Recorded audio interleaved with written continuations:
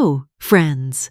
Welcome back to another exciting story filled with school drama, family secrets, jealousy, friendship, and unexpected romance.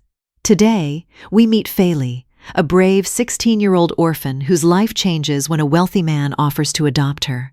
But there is one huge problem. His 4 arrogant sons, known as the 4 princes, already dislike her and will do anything to drive her away. What begins with bullying and constant conflict slowly turns into loyalty, heartbreak, and feelings no one is ready to admit. Who will truly stand beside Faili, and can she finally find the family she has always dreamed of? Stay with us until the end, because this emotional journey is only beginning, and nothing is as expected. Hello everyone, welcome back. Today's drama opens with a setup that sounds almost impossible. 4 wealthy brothers, known around their elite school as the 4 princes, spend their days intimidating anyone who challenges them. Then a hardworking orphan named Faili walks into their lives, stands up to them without fear, and eventually becomes the girl their father wants to adopt. Suddenly, the person they treated like an outsider is about to become their sister and live under the same roof. From that moment on, every relationship in the house begins to change. Pride turns into jealousy, hostility slowly becomes loyalty, and feelings develop that nobody is prepared to admit. The story is funny, emotional, and full of school drama, family conflict, secrets, and unexpected romance. So let's begin. Faili is 16 years old and has spent most of her life in an orphanage. She has no parents waiting for her, no wealthy relatives, and no private safety net. What she does have is discipline, kindness, and an almost stubborn determination to build a future with her own hands. On the morning of her birthday, messages from several friends light up her phone.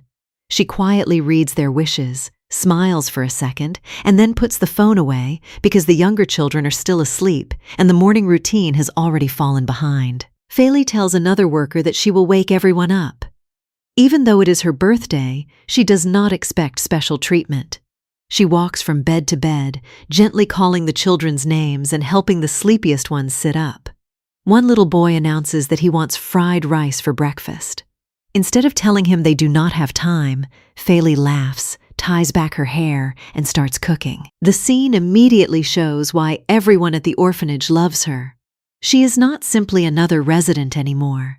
She has become an older sister, caretaker, cook, tutor, and protector all at once. Faili's relationship with the younger children also explains why she has learned to hide her own needs. Whenever she feels lonely, there is always someone smaller asking for help with a shoe, a homework page, or a bad dream.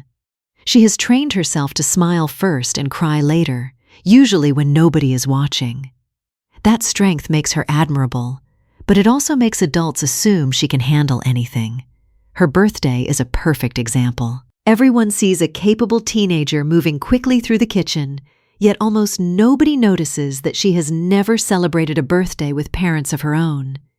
Even the fried rice carries emotional weight. It is a simple meal, but cooking it allows Faili to create the feeling of home that she has always wanted.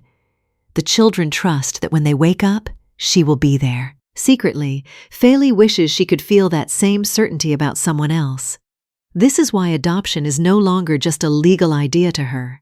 It represents the possibility of waking up in a place where she is not the person responsible for holding everyone together. That emotional contrast gives the episode its momentum, because every new conflict forces Faili to choose between protecting herself and slowly trusting people again.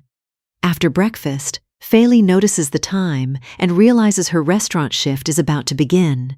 She says goodbye to the children and rushes across town. She works several part-time jobs because she wants to pay for school expenses without becoming a burden on Miss Ida, the woman who manages the orphanage. At the restaurant, a regular customer named John is already waiting. John is well-dressed, polite, and clearly wealthy, but he speaks to Faili with a warmth that is unusual among the restaurant's richer customers. As soon as she approaches, he asks the same question he has asked many times before: "How do I look today?" Faili studies him seriously and says the outfit is fine, but his hairstyle could use a small change. John laughs because she always gives him an honest answer. Feli finally asks why he keeps asking her instead of someone at home. John explains that he has 4 sons and no daughter. His wife passed away years earlier, and his boys are useless when he asks for an opinion about clothes. He tells Feli that her advice reminds him of the kind of conversation he always imagined having with a daughter. Feli immediately feels guilty for asking. She apologizes, but John assures her that she did nothing wrong and thanks her for always helping him. John's interest in Feli is not based on pity alone. He has watched her work under pressure, speak honestly, and treat people with respect even when she is exhausted. He notices that she never flatters him because of his money. At the restaurant, she talks to him the same way she talks to any customer, and that sincerity is rare in his world. His sons are surrounded by classmates who want access to their family name, so John recognizes the value of someone who has learned to survive without privilege. He also carries guilt. After his wife died, he focused on providing comfort and security, but money could not replace the emotional balance she brought to the family. The boys grew protective of the home, suspicious of outsiders, and used to getting their way. John believes a daughter might bring back some of the warmth the mansion lost. He does not expect Feli to fix his sons, yet he hopes her presence will remind them that wealth means very little without compassion. From his perspective, adopting her could honor his wife while giving Feli the future she deserves. Later that day, an email arrives on Feli's phone. She opens it with excitement, only to discover that her scholarship application has been rejected. For a moment, all the energy leaves her face. She has worked long hours, studied late at night, and believed this scholarship might finally make life easier. Before she can process the disappointment, several children from the orphanage enter the restaurant carrying a small birthday surprise. They shout "Happy Birthday," and Feli's sadness instantly softens. She asks why they came all the way there. One child explains that Miss Ida told them not to celebrate at the orphanage because birthdays sometimes remind Feli that her parents never returned. They wanted her to smile instead of feeling abandoned. Feli is deeply moved, but the restaurant manager storms over and scolds her for allowing children into the dining area. John witnesses the scene. He walks over, wishes Feli a happy birthday, and calmly asks whether the restaurant normally humiliates employees on their birthdays. The manager recognizes John as an influential customer and immediately changes his tone, pretending he had only been joking. Once again, Feli sees that John is willing to defend her when others look down on her. John drives Feli and the children back to the orphanage. There, Miss Ida gives Feli a simple hairband as a birthday gift. Feli treasures it because it comes from the closest thing she has to a mother. Still, the gift also makes her emotional. She apologizes to Miss Ida and says she feels like a burden. Most children are adopted when they are young, but Feli rejected every family that once showed interest in her. For years, she believed her biological parents would return, and she refused to replace them. Now she is 16 and starting to accept that they may never come back. She tells Miss Ida that if another family ever asks to adopt her, she will consider saying yes. Even if she cannot find the parents who left her, she still wants the chance to call someone mom or dad. Miss Ida insists that Feli has never been a burden. She helps raise the children, keeps the orphanage organized, and gives more than she takes. Nevertheless, Feli has already decided that she cannot remain there forever. That night, another email arrives, and this one changes everything. Feli has been accepted into the prestigious school she dreamed of attending. She runs to Miss Ida and shares the news, barely able to contain her excitement. The school matters for more than education. Feli's childhood best friend, Chloe, also studies there. Chloe was adopted years earlier, and Feli has spent a long time imagining their reunion. She believes that entering this school will give her a better future and bring back the friend she has missed. The next morning, Feli walks toward the school while luxury cars drop off students from wealthy families. The contrast is obvious. Nearly everyone arrives with drivers, expensive bags, and carefully planned outfits. Feli arrives on foot with a second-hand backpack and more courage than money. Before she reaches the entrance, she sees a student named Raga bullying a quieter boy named Hama.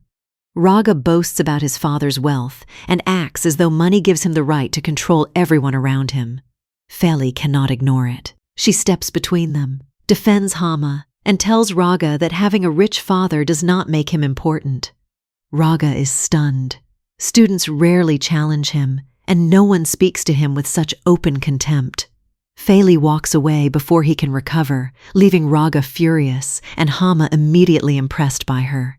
In class, the teacher introduces Feli as the new student. She quickly realizes that Raga is one of her classmates. Two friendly girls, Sonia and Elaine, welcome her and explain the school's social hierarchy. Raga has 3 brothers, Jordan, Helga, and Nibiru. All 4 attend the school, and students call them the 4 princes because they are handsome, wealthy, popular, and protected by their father's enormous donations. Their confidence often crosses into arrogance, and most students avoid provoking them. Sonia warns Feli to stay away, especially now that she has already embarrassed Raga. The school itself feels like another world to Feli. The halls are polished, the uniforms are expensive, and even casual conversations revolve around vacations, private tutors, and family businesses. She understands immediately that one mistake could make her a target.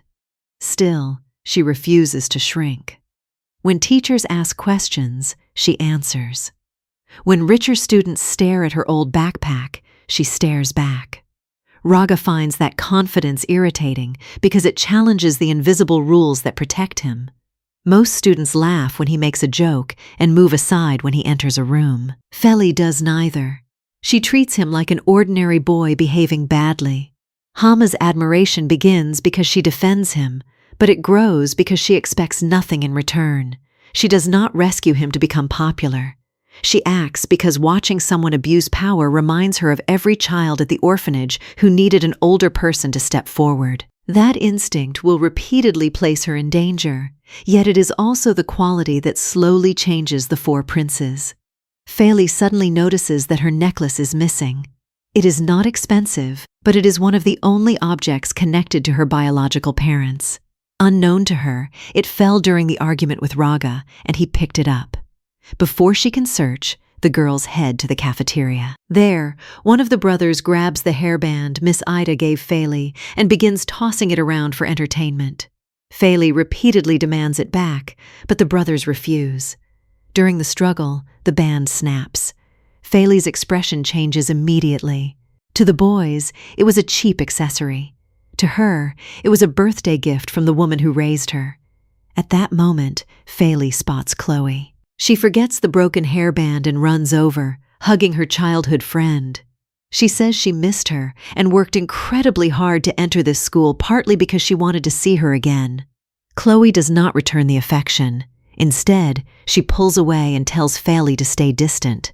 Chloe says she has escaped the orphanage life and built a new identity. She does not want anyone at school learning where she came from. If Feli truly cares about her, she must pretend they have never met. Feli cannot believe the coldness in her voice. She asks whether Chloe is joking, but Chloe says she is no longer the girl Feli remembers and walks away. The rejection hurts more than anything the brothers have done because Chloe was the person Feli expected to understand her. The broken hairband and Chloe's rejection strike Feli at the same moment, making the cafeteria scene especially painful. One object represents the family she currently has, while Chloe represents the family of friendship she believed she had kept. When the brothers break the band, they damage a gift without understanding its meaning. When Chloe pushes her away, she knowingly damages a shared history. Chloe's fear is rooted in shame.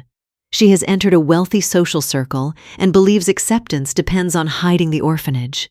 Seeing Feli threatens the identity she constructed. Instead of confronting that fear, she treats Feli as evidence that must be erased. Feli, however, has never been ashamed of the children or Miss Ida. She may feel abandoned by her parents, but she does not view the orphanage as something dirty. This difference between the girls becomes central to their conflict. Feli wants love without pretending to be someone else. Chloe wants status badly enough to deny the person she used to be. Their reunion, therefore, becomes a warning that shared childhood memories do not always create shared values. That evening, Feli tells Miss Ida everything. Miss Ida comforts her and promises that the pain will not last forever. Soon after, John arrives at the orphanage with an important request. Miss Ida explains that John wants to adopt Feli. John confirms it. He says he has always felt the absence of a daughter in his home, and after learning that Feli lives at the orphanage, he began thinking seriously about giving her a family. He admires her honesty, strength, and kindness. Miss Ida supports the idea, but John makes it clear that the decision belongs to Feli. Then he calls his sons inside so they can meet her properly. Feli freezes when Raga, Jordan, Helga, and Nibiru walk into the room. The 4 arrogant boys from school are John's sons. The brothers are equally shocked when they learn that the girl who challenged them may become their sister.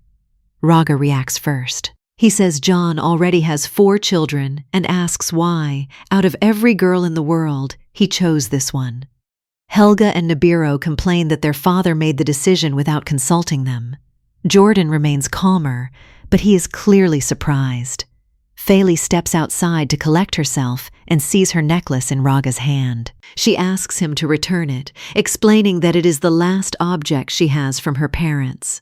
Raga says he will give it back only if she rejects John's adoption offer. Inside, Helga asks why their father needs another child. John explains that adopting a daughter was not only his dream, it was also their mother's final wish. She always wanted a girl. He knew the boys would refuse to come if he told them the truth beforehand, so he brought them without explaining. The brothers still oppose the plan. When the brothers learn about the adoption, each one reacts for a different reason. Raga is openly territorial.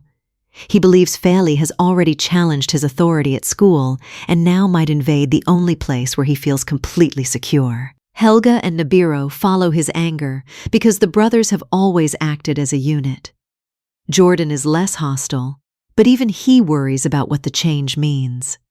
Their mother's death froze the household in a particular shape. John at the top, 4 sons beneath him, and the memory of their mother protected from outsiders. Feli's arrival threatens that arrangement. She may receive their father's time, enter spaces connected to their mother, and eventually inherit the family name. None of the boys initially stops to consider what she is giving up. She is leaving the only home she remembers and entering a mansion where 4 people have already decided she does not belong. The necklace gives Raga leverage, and he uses it cruelly. Yet the fact that he kept it instead of throwing it away suggests that even at this stage, he is paying more attention to Feli than he wants anyone to notice.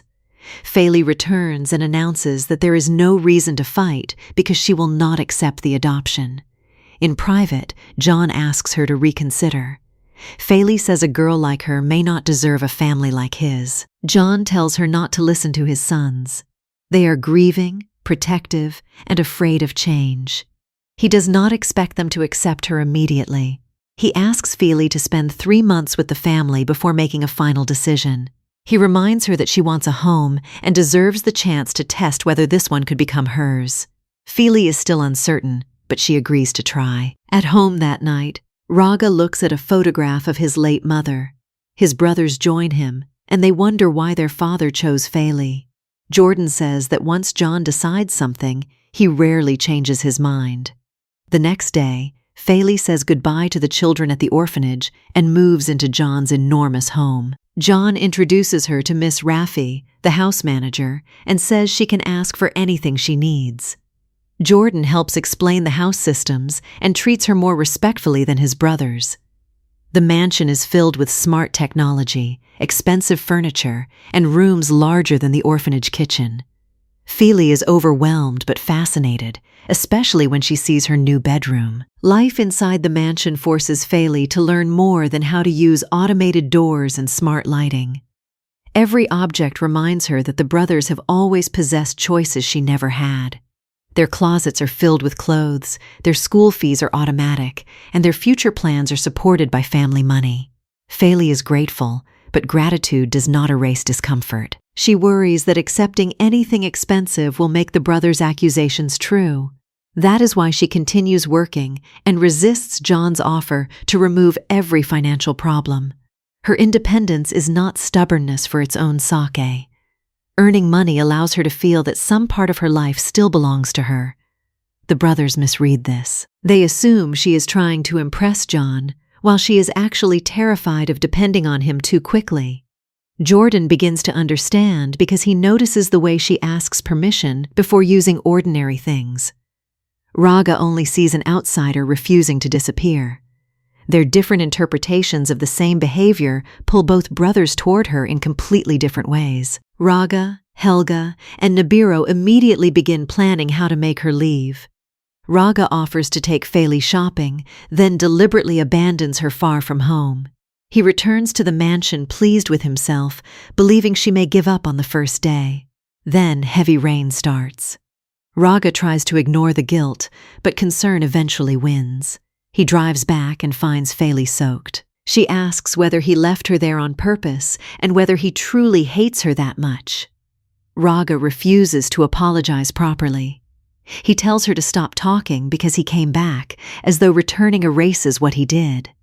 The next morning, John orders the boys to drive Feli to school. Raga lets her out halfway and says he does not want anyone seeing her arrive with them. Feli has no choice but to walk, then run. She reaches school after the gates close and climbs over a wall to get inside. Another argument erupts between her and Raga. Later, Helga and Nibiru shut off the lights in Feli's room because they know she fears darkness. They expect shouting, but the room becomes completely silent. The boys realize something is wrong. They do not know the lock code, but Jordan arrives and opens the door. Feli is unconscious on the floor. They carry her to bed and call Miss Raffi. When the lights return, Feli wakes and instinctively grabs Jordan in fear. Jordan is furious with his brothers and orders them to apologize. Raga awkwardly says they did not realize her fear was so severe. The three leave, and Jordan stays to make sure she is all right. He tells her that close friends call him Joe and says she may use the nickname too. That night, Feli writes in her diary that someone in the house genuinely cares about her. She wonders why Jordan's smile makes her heart race and whether she likes him or simply feels grateful. The darkness prank marks the first time the brothers understand that their games can cause real harm. Until that night, bullying Feli feels entertaining because she always fights back. Her anger reassures them that she is strong enough to handle whatever they do. When she collapses, that illusion disappears. Jordan's reaction is immediate and protective, while the others are frightened by their own responsibility. Raga's apology is clumsy because he has little practice admitting fault. He says they did not know, as though ignorance should excuse the choice. Feli accepts the apology because she is used to forgiving children at the orphanage, but the experience leaves her vulnerable. Her instinctive embrace of Jordan becomes emotionally important. In the darkness, she reaches for the person who made her feel safe. Jordan interprets it as a responsibility to care for a frightened girl. Feli experiences it as something far more personal. Neither is lying. They simply understand the same moment differently. That misunderstanding quietly builds toward her later confession and heartbreak. At breakfast, John suggests that Feli quit her restaurant job and focus on school. Feli refuses for now. She wants independence and promises to stop working if her grades suffer. John accepts her decision and asks whether his sons are bothering her. Feli says everything is fine. The brothers are surprised that she does not complain. When they ask why she protected them, she gives no real explanation. Instead of appreciating it, they attach an insulting note to the back of her uniform. Jordan removes it and asks what happened. Feli realizes who did it and turns to confront the brothers, but she accidentally bumps into a student named Kai and spills a drink on him. Kai raises his hand as if he is going to slap her. Raga catches his wrist and tells him to fight someone his own size. Raga and Kai begin fighting until Feli forces them apart. Kai warns Raga that their conflict is not over. Soon afterward, Kai deliberately pours drinks over Nibiru and another brother, creating another fight. At the same time, Helga and Nibiru both become interested in a girl named Monica, who encourages attention from each of them without revealing her real intentions. The bullying against Feli continues. Someone covers her chair with ink, ruining her uniform while the class laughs. Hama tries to help, but Jordan arrives first, gives Feli his shirt, and leads her away. Sonia and Elaine tease Feli, saying Jordan has never gone that far for another girl. Feli laughs off the suggestion, although her diary already proves that she is developing feelings for him. Raga and two brothers visit Feli's restaurant and frame her for stealing. The manager fires her immediately. Raga tells her that if she wants the pressure to stop, she should reject John and leave the family. Feli finally explodes. She says the job mattered because she knows what it means to earn every dollar. Boys raised with unlimited money could never understand the fear of losing a paycheck. She walks away alone. Jordan finds her and insists on driving her home. When she refuses, he gently takes her hand and guides her into the car. He apologizes because Nibiru admitted what the brothers did. To cheer her up, Jordan takes her shopping and buys several outfits. At home, Raga confronts him and demands to know why he spent the day with Feli. Jordan asks why he should obey. Raga claims Feli is manipulating John so she can control the house. Feli overhears and slaps Raga. She announces that she will leave immediately. In her room, however, she changes her mind. If she runs, Raga's accusations will appear true. She decides to stay until she proves that she is not chasing money or power. While preparing tea, she pricks her finger. Jordan cleans the wound and wraps it carefully. He advises her to stop reacting to every cruel comment. If the brothers receive no emotional reward, they may eventually stop provoking her. Feli later writes in her diary that she is now certain she has fallen for Jordan. She has never felt this way about anyone. Losing the restaurant job is devastating because it attacks the identity Feli built before meeting John. She can tolerate insults about her clothes, but being called a thief threatens the reputation she earned through years of honest work. Raga believes firing her will make the mansion unbearable, yet his plan exposes how little he understands survival. For him, a job is optional. For Feli, every shift represents school supplies, transportation, and the pride of paying her own way. Her speech about money is the first time Raga truly sees the distance between their lives. Jordan's response deepens her feelings because he does not lecture her or tell her to be grateful. He simply offers help. The shopping trip is generous, but it also creates confusion. Feli interprets the attention through the emotional language she knows. People spend time and effort on those they care about. Jordan believes he is correcting his brother's mistake. This gap between intention and interpretation widens with every kind act. Meanwhile, Raga's anger at seeing them together reveals that removing Feli is no longer his only motive. Jealousy has entered the conflict before he is ready to name it. Feli tries on the clothes Jordan bought and eventually walks downstairs in one of the dresses. Jordan cannot hide his surprise. She offers to cook something for him as thanks. His brothers reveal that he loves fried rice, so Feli prepares it. Everyone praises the food except Raga, who refuses to eat because of his pride. John takes one bite and becomes emotional. The flavor reminds him of his late wife. He tells the family that they will visit her grave together and that Feli will come. Raga objects, saying the visit should be limited to family. John refuses to exclude her. At the cemetery, they place flowers at the grave. John quietly tells his wife that she would have loved Feli. On the way back, Raga again reminds Feli that she is not truly part of the family. Feli ignores him. Later, she overhears the brothers telling Jordan that they feel uncomfortable around her. She mistakenly believes Jordan agrees. Hurt, she tells him she will leave soon so they no longer have to feel awkward. That night, Feli asks John to send her back to the orphanage. She thanks him for his kindness but says she does not belong. John shows her an old video of his wife while she was pregnant. In the recording, she says she hopes to have a daughter after giving birth to their son. John asks whether that dream must remain unfinished. Feli has not even lived there for 3 months, yet the house already feels warmer to him. He knows the boys are difficult, but he believes time will change them. He also reminds her that attending this school could help her become successful enough to search for her biological parents someday. Feli decides to stay. The cemetery visit exposes the family's deepest wound. John sees Feli as a way to fulfill his wife's wish, but Raga sees her presence as a violation of something sacred. He is not simply being cruel when he says she does not belong there. In his mind, grief is one of the last possessions he shares only with his brothers and father. Allowing Feli into that space feels like replacing their mother.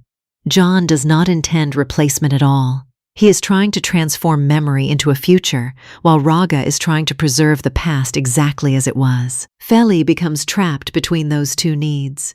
She respects the grave and understands what it means to miss a parent, yet she cannot explain that to Raga without revealing how much his rejection hurts. When she later overhears the brothers speaking about discomfort, her old fear of being unwanted returns.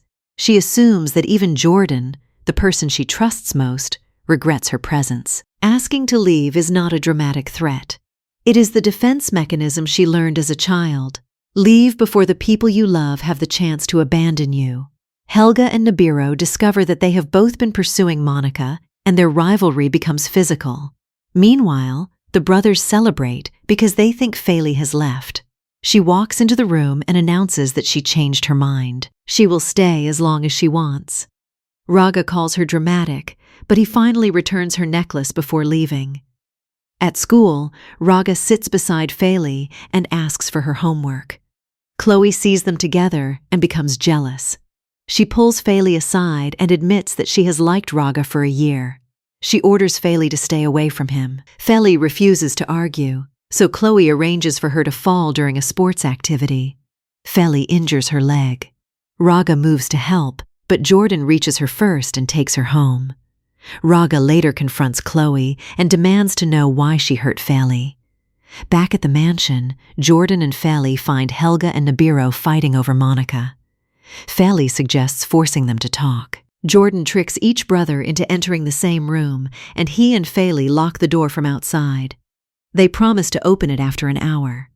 After arguing, Helga and Nibiru finally agree on a fair solution.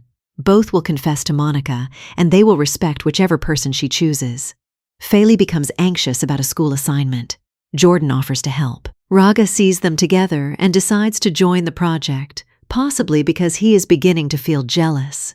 Helga and Nibiru confess to Monica, but she rejects them both.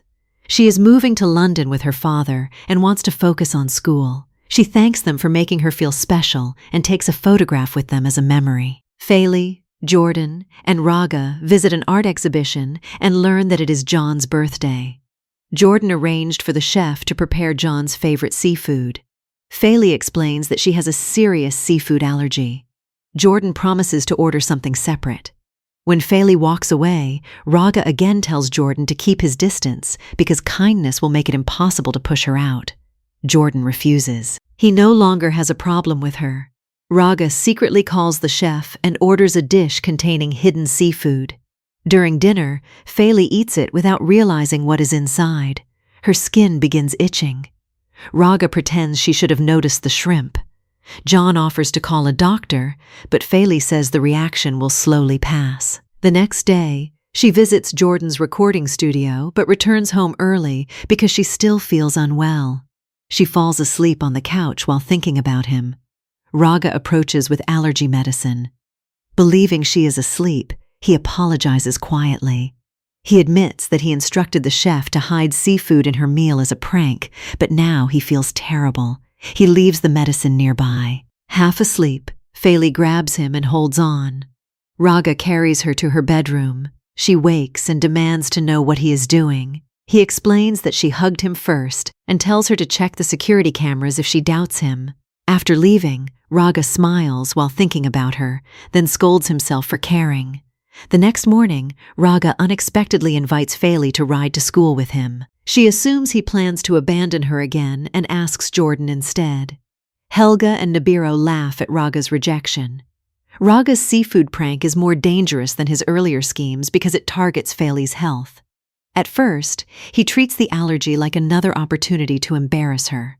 Only after seeing the reaction does he understand that his desire to provoke her has crossed a line. Bringing medicine is the first caring action he performs without expecting credit. He thinks she is asleep, so the apology is honest in a way his public words are not. Feily's sleepy embrace affects him because she trusts him without knowing it. For several seconds, the boy who has spent weeks demanding that she leave is the person carrying her safely to bed. His feelings begin changing through these contradictions. He still resents the adoption, yet he worries when she is hurt. He still argues with her, yet he notices when she is absent. He wants Jordan to stay distant, but not merely because of the family plan. By the time he invites her to ride to school, he is attempting kindness without understanding how to express it. Her decision to go with Jordan wounds his pride, and Helga and Nibiru recognize the jealousy before he does. At school, Feily discovers Kai threatening a student named Davina with private photographs. Davina is so frightened and ashamed that she considers ending her life. Feily stops her and says one criminal does not get to decide whether she deserves to live. Raga arrives to help. A fight breaks out between him, Kai, and Kai's friends, and Kai loses. The next day, a teacher calls Raga into the office. Davina has accused him of threatening her. Raga is stunned and says Kai was responsible. Feily confirms his story, but Kai presents fabricated evidence that makes Raga and Feily look guilty. The school suspends both of them. At home, Feily asks why Kai hates Raga. Raga explains that their feud has existed for years. They decide that proving the truth requires speaking directly with Davina. Feily secretly visits the hospital and overhears Kai warning Davina. He orders her to remain absent until Raga and Feily are permanently expelled. If she reveals the truth, he will release her private images online. Feily records the entire conversation. She and Raga bring the audio to school. The teacher confronts Kai and explains that Davina has also confessed. Kai is suspended and must sign a formal statement accepting responsibility if any images are ever released. Terrified that his parents will learn the truth, Kai agrees to delete everything and sign. Raga thanks Feily with a drink. From a distance, Chloe watches them and becomes furious. She and her friends follow Feily and discover that she lives in the prince's mansion like a member of the family. Her jealousy intensifies. The Davina storyline gives Feily and Raga a reason to become genuine partners. Feily recognizes Davina's despair because she understands how loneliness can convince someone that no future exists. She refuses to let Kai use shame as a weapon. Raga, who once used his own power carelessly, now directs that power against someone more dangerous. When Kai frames them, Feily could easily distance herself from Raga, but she refuses to let a lie stand. Sneaking into the hospital is risky, yet it proves her courage is not limited to dramatic speeches. She gathers evidence, protects Davina, and helps force the school to confront the real offender. Raga's gratitude is sincere because Feily has done something his money and reputation could not accomplish. She believed him when the authorities did not. Their victory changes the balance between them. They are no longer simply enemies sharing a house. They have faced a serious threat together, and each has seen the other act with loyalty. Chloe notices that shift and realizes Raga's attention is moving toward the girl she already views as a rival. The students prepare for a school trip. Raga initially refuses to attend, but everyone persuades him. On the bus, he creates several excuses so he can sit beside Feily. At the destination, he notices Hama constantly hovering around her and immediately inserts himself into the situation. While pretending to work, Raga orders Feily to feed him. She refuses, but he continues until she gives him one bite, simply to make him stop. When Jordan appears, Feily leaves and asks to eat with him instead. Raga watches them together and walks away angrily. During the group activities, Raga voluntarily helps Feily. Chloe hates seeing them cooperate. Then she notices that Feily is the one actively seeking Jordan's company. She concludes that Feily likes Jordan, not Raga. As Feily and Jordan walk, she asks whether his music manager has contacted him. Jordan says communication suddenly stopped and plans to investigate after the trip. Chloe confronts Raga and asks why he ignores her while giving Feily attention. Raga tells her that they are not close enough for him to explain his choices. Meanwhile, Feily and Jordan wander too far from the group and lose the path.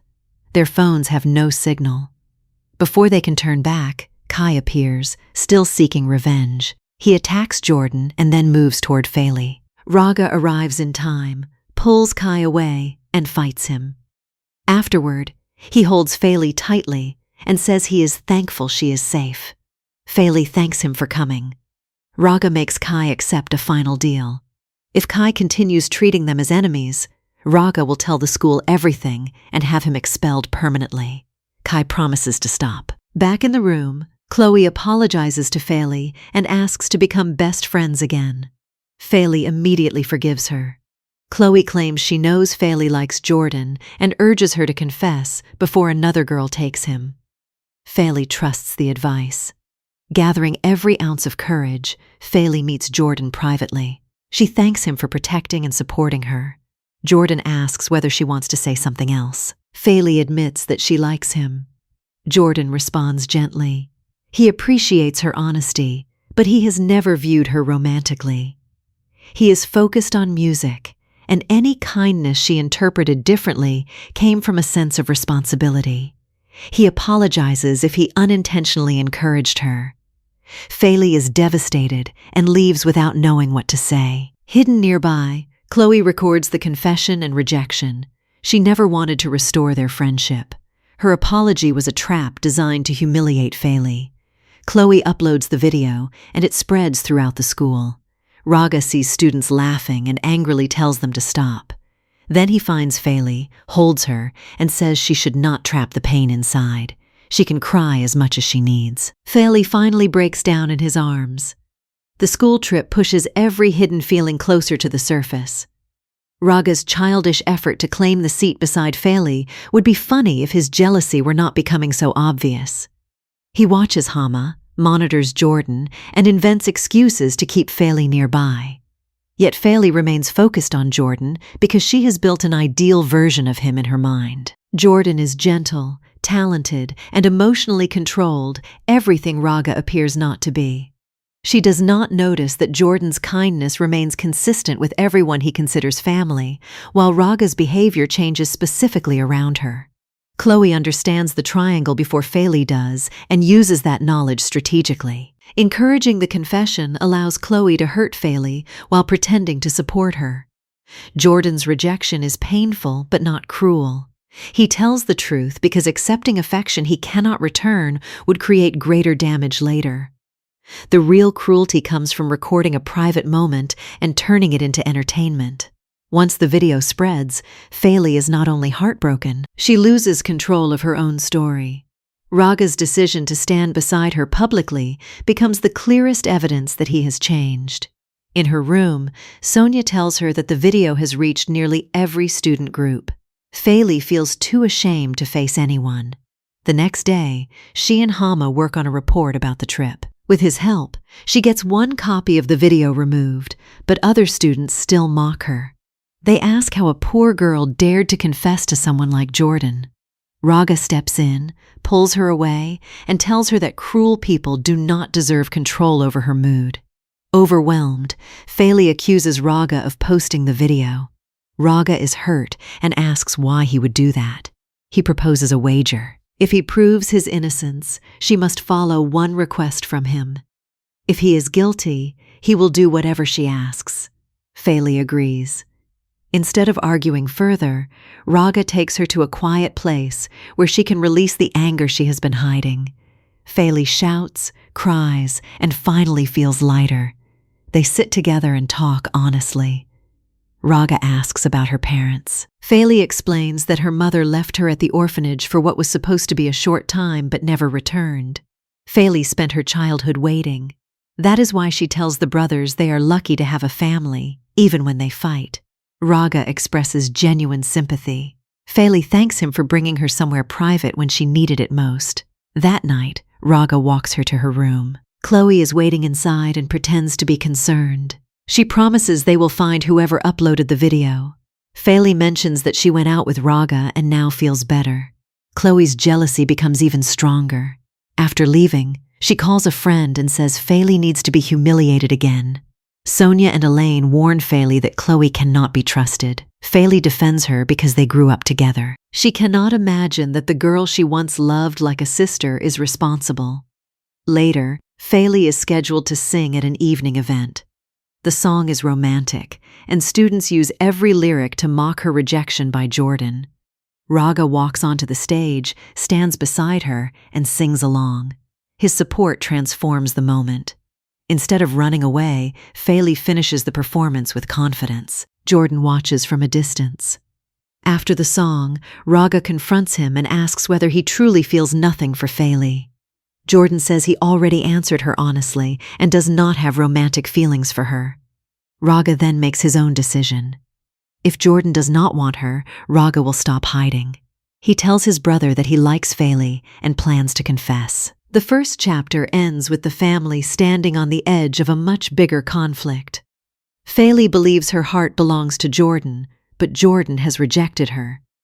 Raga, who once wanted her out of the house, has become her strongest defender and is finally ready to admit that his hostility was hiding something deeper. Chloe is still manipulating events from the shadows.